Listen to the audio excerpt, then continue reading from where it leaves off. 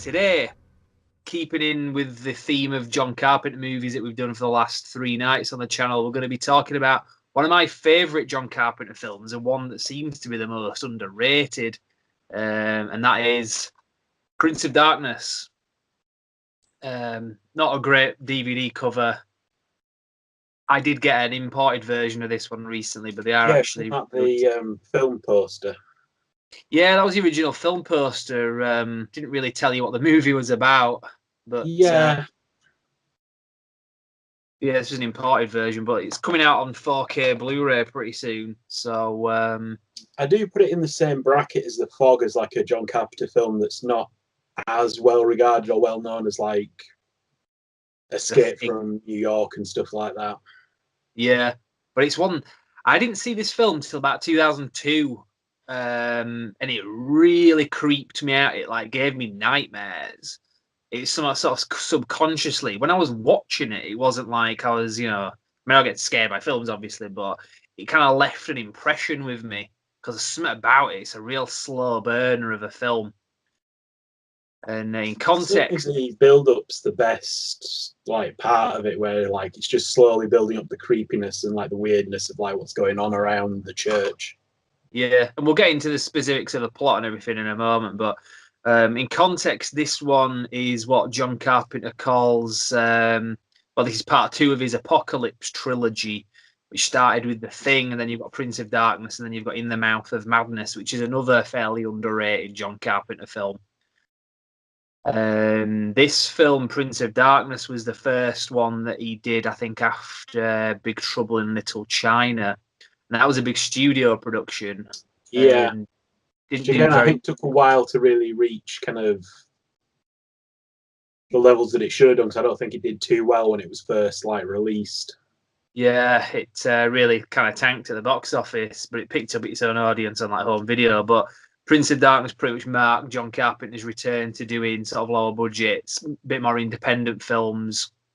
Plus, on the subject of Big Trouble in Little Buff, a lot of the same, like a few of the cast do return in this one, like actors he's obviously liked working with in that film. Yeah, like Dennis Dunn, who played the sort of, some say he was a sidekick in Big Trouble in Little China, but technically Jack Burton is his sidekick, if you look at it that way. But he was a pretty good actor. He was in Midnight Caller, which was a pretty good TV series, fairly forgotten about TV series. It was a fairly regular character in that. And in this, there's Victor Wong as well, who was Egg Shan in Big Trouble in Little China. Plays a fairly serious role in this, doesn't it? Because usually he's been in films like Tremors and Big Trouble in Little China, and I can't think of any others, but he tends to play the sort kind of the comedy Chinese person, like, and this is like fairly serious kind of scientist. And some of the scenes with him and Donald Pleasance are actually some of the best scenes of the film as well, the kind of conversations that they've got going, because he's the scientist and Donald Pleasance is obviously the religious guy. And the two of them sort of talking about this thing. So let's talk about the concept. Do you want to maybe talk about that? No, it's fine. You probably understand it better than I do, so go. It's basically, it's hard to describe in a nutshell, but you've got this this thing that is rediscovered inside this church, and it's like a big pull around it, and they're having these weird ass dreams, and everybody's having the same dream, and it's like a vision from the future. And the more they have this dream, the more is revealed. And it's like somebody videoing a message from the future. It's recorded outside of the building that they're in. And it's saying some kind of like warning from the future. And evidently it's from the year 1999. And this film came out in like the late 80s. And yeah, it's like, this is the only way we can send this message back is to you through your dreams. We cannot like transmit of the interference of the conscious mind. It's something like that. I can't remember the exact wording of it. This is not a dream. Not a dream. We are using your brain's electrical system as a receiver. We are unable to transmit through conscious neural interference. You are receiving this broadcast as a dream. We are transmitting from year 1999. Yeah, and you can see this shadowy figure in this doorway of this building, this church that they're in, kind of coming out, and it looks very kind of demonic, but you don't really see it. There's all sorts of different theories online as to what that figure is as things go on, because obviously at the end of the film, and I won't give any major spoilers for the sake of it, but it kind of takes form at the end of the thing, but it seems like throughout the film this thing is in flux.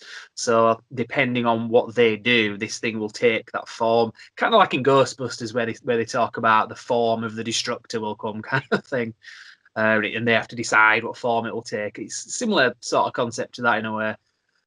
I think there's so much kind of going on in this film. It kind of gets difficult to explain. You have to kind of watch it a few times, or at the very least kind of look up online what other people have to say about it, because I tended to find, even having seen this film a few times, there were a lot of ideas that were in it that I hadn't really thought of before.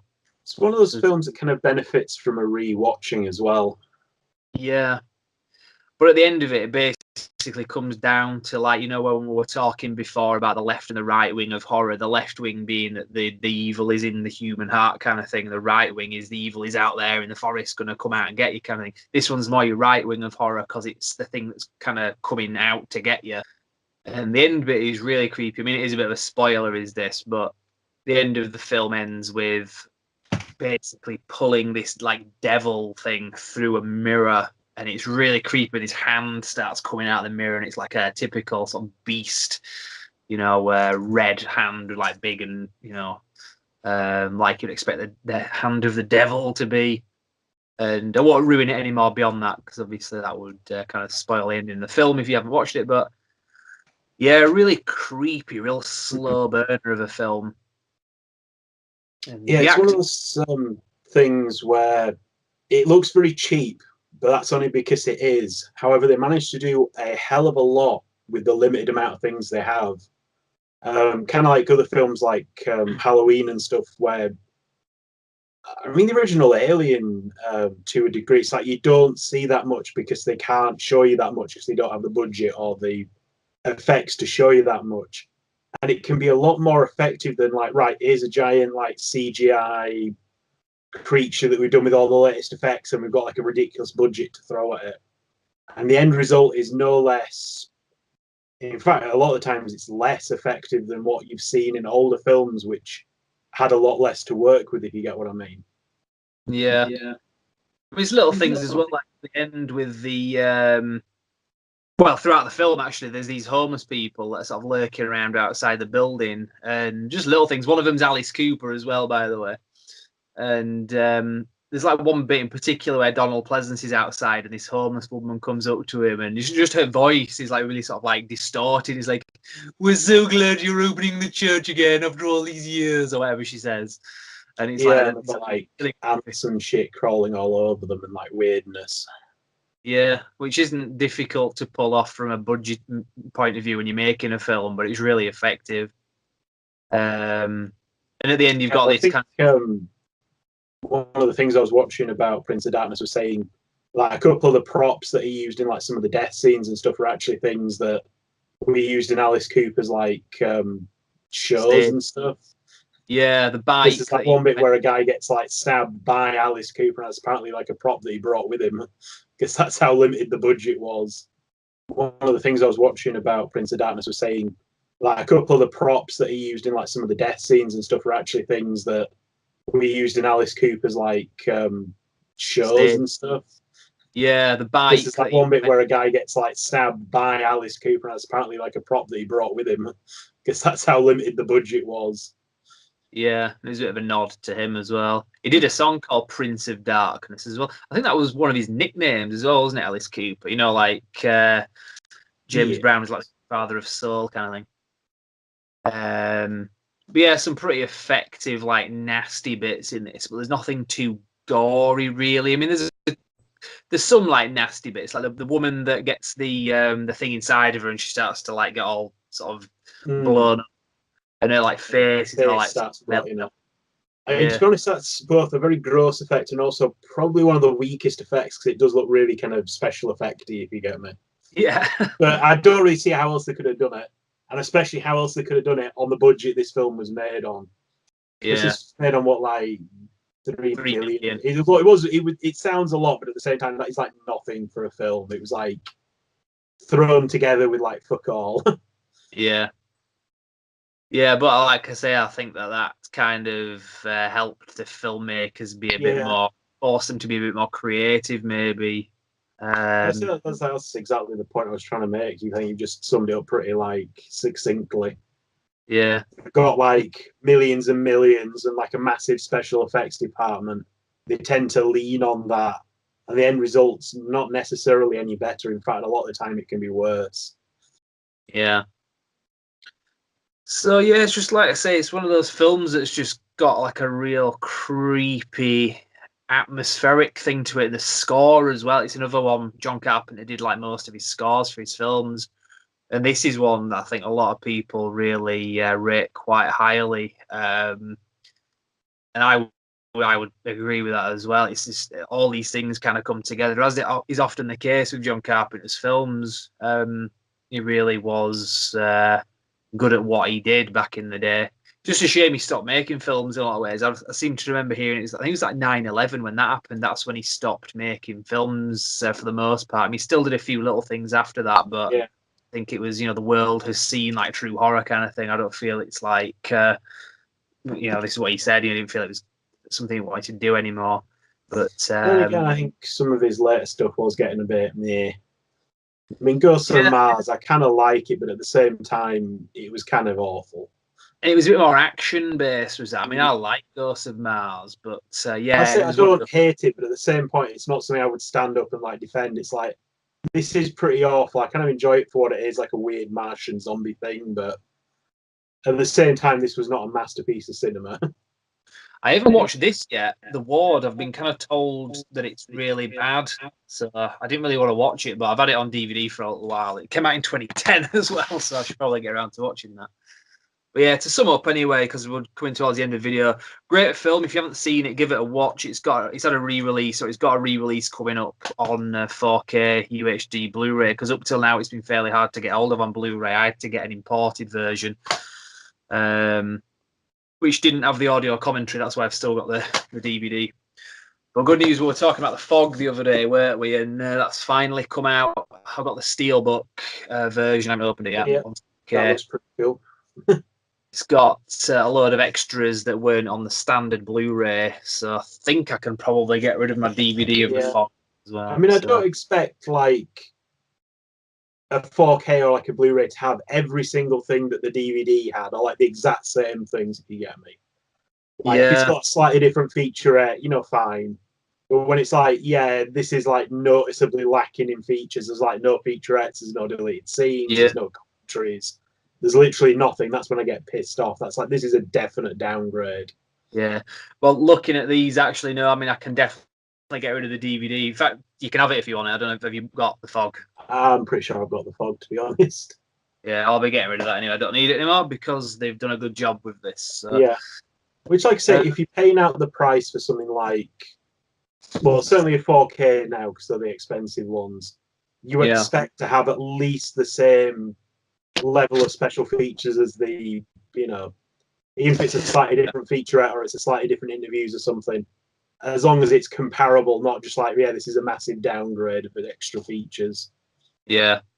Well, they live. That's a good Blu-ray, is that, and that's got the same release. In fact, it's probably going to arrive tomorrow. Is the 4K of that? And if that's got all the same extras, I'll be getting rid of the Blu-ray of that. If you want it, I don't know. I'll put it on the side for you if you wanted it. But anyway, so shall we wrap things up? Yeah. Well, happy Halloween, everybody. We'll be back next year probably for the 7th annual Halloween special, but. Quite happy with what we've done here with the John Carpenter related videos. So for now, I think, unless you've got anything else. Toph has got bad news for you both, and you're not going to like it. What the hell? You know that like bit in the film, like, I've got bad news for you. You're not going to like it. It starts falling apart. I've got a message for you, and you're not going to like it. Yeah. Oh god. Slow bastard. And both of them there in the window going, no. And then like somebody like stabs a can and like sprays something in his face. Oh yeah. What the hell? That's one other thing. In that's really ineffective. There's a zombie coming through the door. What was it? He's got like a pencil or something, and they've got a can, and he's like, yeah, right. Do you smack the zombie in the head with a can? Do you stab it in the eye with a pen? No, you stab the can with a pen and then spray the coke in its face. Yeah, that would only work on zombie buff, and that only because of like traumatic memories. Yeah, that really ineffective. The zombie spray it with Coca-Cola. What the hell? That's terrible. Yeah, because we were watching that, we're like, what the fuck just happened? Yeah, what the hell? Anyway, but yeah, great film. Right, we'll leave it there anyway. So have a great Halloween. Yeah, thank you very much. Start again. Thank you very much for watching. And don't have nightmares.